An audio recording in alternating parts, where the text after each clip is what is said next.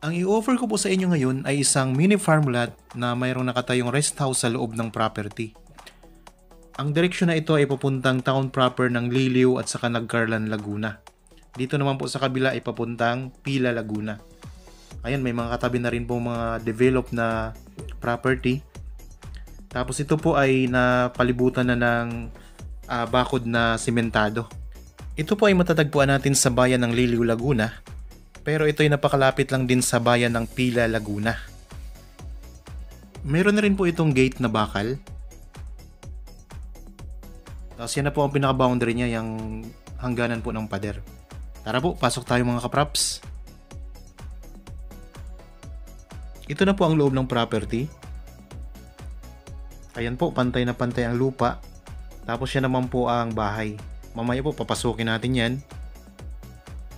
So, ayan po ang palibot na pader. Palitada na lang po ang kulang niyan mga kapraps. At saka ang kagandahan po, mataas po ang pader niya. Ang kabuuang sukat po nito ay 1,000 square meters. Mayroon na po itong linya ng kuryente at saka tubig. Tapos ang bahay po ay may 2 kwarto. May isang CR sa taas. Tapos meron din itong CR sa baba mga kapraps. Nasa 2 minutes drive lang po ang distansya nito sa Provincial Road. Tapos ang distansya naman nito sa National Highway ay nasa 15 to 17 minutes drive. Okay, tayo po ay aakyat na dito sa bahay mga kapraps. Bagong gawa lang po ang rest house na ito. Kita nyo naman po. Dito tayo muna sa taas. Kapag nandito tayo sa taas, ayan po ang matatanaw natin. Napakaaliwalas po ng view. Tapos tanaw po natin ang mga katabing property.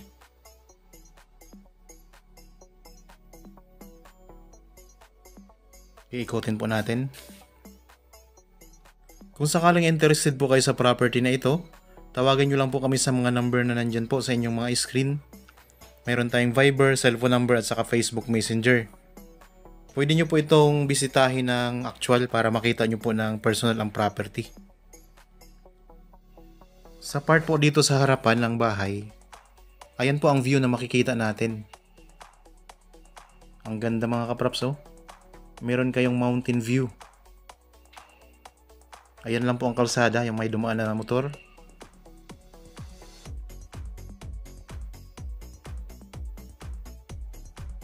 So perfect po ito mga kapraps para bakasyunan.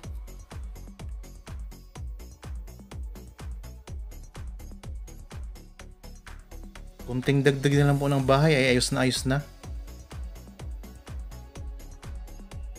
Sa ngayon po hindi ko lang maipakita sa inyo ang loob ng mga kwarto. Kasi nakalak po. Hindi po nadala ang susi. Kaya dito muna tayo sa labas. Ito po ang isang kwarto. Tapos mayroon pong pintuan papunta sa labas. Ito naman po ang pangalawa. Tapos dito naman po ang CR.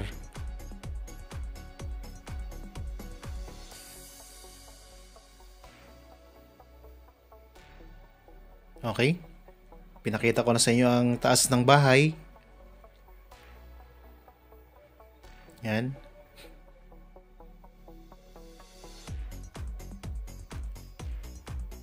Tayo naman po ay pupunta sa baba.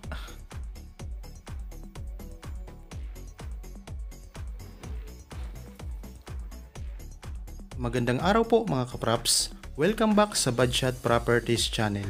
Ako po si Bads, ang inyong makakasama para sa ating virtual viewing. Para sa mga bago pa lang po sa aking channel, huwag niyo pong kalimutang mag-subscribe at pindutin na rin po ang notification bell para maging updated kayo sa mga bagong property na available. Tara na po! Ngayon, ipakita ko naman sa inyo ang baba ng bahay.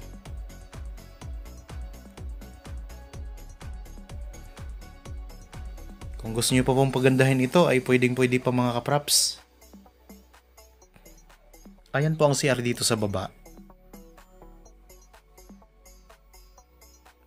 Tapos ito po ang itsura ng loob ng bahay sa baba mga kapraps.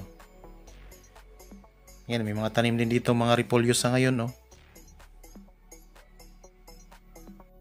Pwede pa po kayo dito magtanim ng mga gusto nyong itanim na mga halaman o kaya mga prutas. Maaliwalas po ang klima dito. Napakaganda.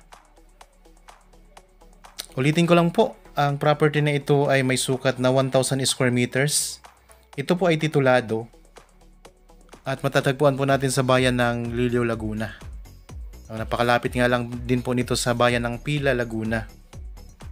May linya na po ng kuryente at saka tubig. Mayroon pong kasamang bahay na may 2 kwarto, may CR po sa baba at saka may CR din po sa taas. Ang layo po nito sa Provincial Road ay nasa 2 minutes drive lamang. At ang distansya naman nito sa National Highway ay nasa 15 to 17 minutes drive. Ang presyo po nito ay makikita nyo sa description box at sa title po nitong video. Ang nakalagay po na presyo na dyan ay neto. Ibig sabihin po ang sasagutin na lang po ng seller ay ang bayad po or ang commission po ng agent. Tapos yung ibang expenses po ang buyer na po ang sasagot. So kung sakaling interested po kayo mga kaprops, tawagan nyo lang po kami sa mga number po na makikita nyo sa kaliwang bahagi ng inyong mga screen. Napakagandang property nito. So alam naman natin po ang property ay nakadepende po sa location at saka sa ganda po ng lugar. Okay, sana nagustuhan nyo po ang property na ino-offer ko sa inyo ngayon.